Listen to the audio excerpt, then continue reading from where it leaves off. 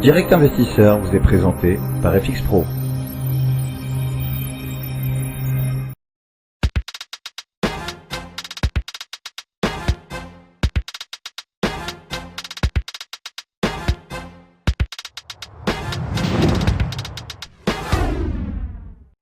À 10h18, suite de Direct Investisseur, tout de suite en compagnie d'Alexandre Baradez, le stratégiste d'IG, qu'on retrouve en direct de l'avenue Georges V. Bonjour Alexandre.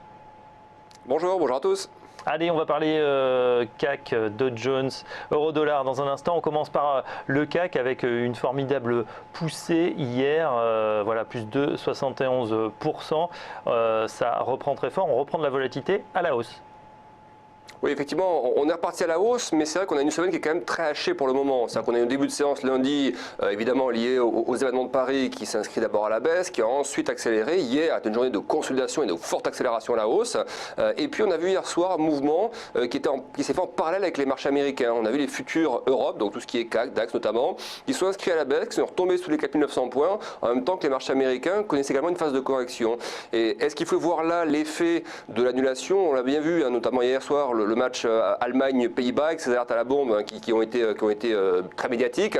On a le sentiment que le marché a connu une phase d'aversion au risque à ce moment-là, que c'est un petit peu accéléré à ce moment-là. Et on voit bien qu'aujourd'hui, les autorités européennes, ce matin notamment Mersch, hein, de la Banque Centrale Européenne, qui a dit qu'il est trop tôt pour tirer des conclusions sur l'impact et l'impact économique notamment, hein, de ces événements. Mais on sent que le marché, certes hier effectivement était positif, accélérant à la hausse, notamment après les propos de Peter Praet de la Banque Centrale Européenne, toujours très accommodant, mais on sent qu'il y a quand même ce matin en tout cas, et lié aux événements hier soir, il y a une certaine réticence, hein, à accélérer, à rebouger. Donc c'est une semaine qui est assez particulière sur tous les aspects.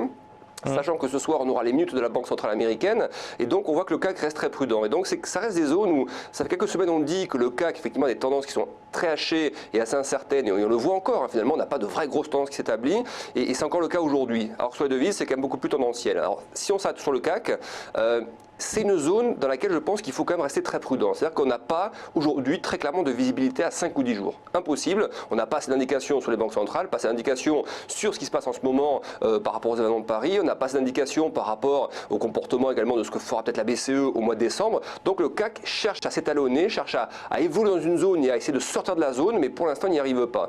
Et donc, je pense que ce qu'il faut essayer de travailler aujourd'hui, en gros, il y a deux zones, si vous voulez. Pour les aspects vendeurs, si vous voulez, pour le retour du risque.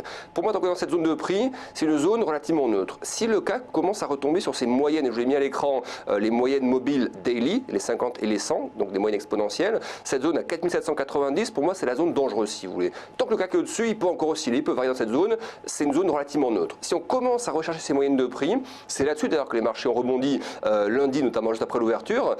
Si on retouche ces moyennes de prix à 4790, là je pense qu'il y a un risque. Là je pense qu'il y a risque de cassure et d'accélération à la baisse. Donc là il y aurait également opportunité. Pour les phases de hausse, est-ce qu'il faut encore acheter du CAC sur les zones actuelles? On voit qu'hier, l'accélération pour l'instant est mise un petit peu sous couvert. Donc moi je serais très prudent. Je veux dire qu'en pur intraday, si on vient chercher les 4910, 4915 points, ça peut être une zone où on peut très prudemment chercher des accélérations vers les plus hauts d'hier, 4940 notamment, vous voyez, donc chercher 20-25 points de variation. Voilà. Ces stratégies me paraissent adaptées en cassure intraday, mais pour l'instant, c'est une zone qui est à 4900 points, qui est relativement neutre en termes de tendance. C'est vrai qu'on avait évoqué, Aziz, hier la reprise de range, des ranges assez larges, hein, d'ailleurs 4750, 5100, on était à peu près au milieu du gué. On voit qu'on est toujours dans cette zone, mais qu'il y a d'autres facteurs maintenant qui vont influencer évidemment les cours, notamment ce qui se passe, ces attentats, ces événements dramatiques. Oui, alors effectivement, Fabrice, vous avez raison de le souligner.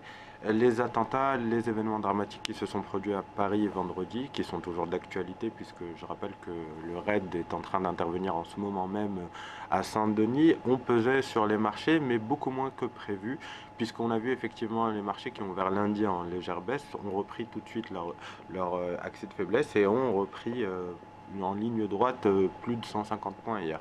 On a marqué un plus haut, je vous disais, à 4940, 4950 points. C'était cette zone-là qui était visée. On peut effectivement ce matin, suite au repli des indices, essayer de toujours se repositionner, mais comme le disait Alexandre, on a une zone qui est assez transitoire entre 4800 et 4850. On peut revenir prendre appui sur cette zone-là et c'est effectivement ce qui peut donner la tendance à court terme. En tout cas, c'est vrai que c'est dur d'avoir une visibilité un peu à court terme sur ce ce CAC 40 et sur l'ensemble des indices. On a les 5010 points en ligne de mire. Globalement, pour l'instant, on n'a pas encore de raison de s'inquiéter, mais c'est vrai que le potentiel au-delà de ce niveau est un peu limité et où il faudrait un véritable catalyseur, et le catalyseur pourrait venir de la part des banquiers centraux début décembre. La forte hausse d'hier, Alexandre, a été, c'est vrai, un peu surprenante. Vous en avez parlé. C'est évidemment, ça s'est fait également sur peut-être un espoir d'intervention de la Banque centrale d'une part, et puis le fait aussi que l'euro-dollar, mais on va parler dans un instant, est de nouveau très basse. Ça supporte évidemment nos entreprises exportatrices.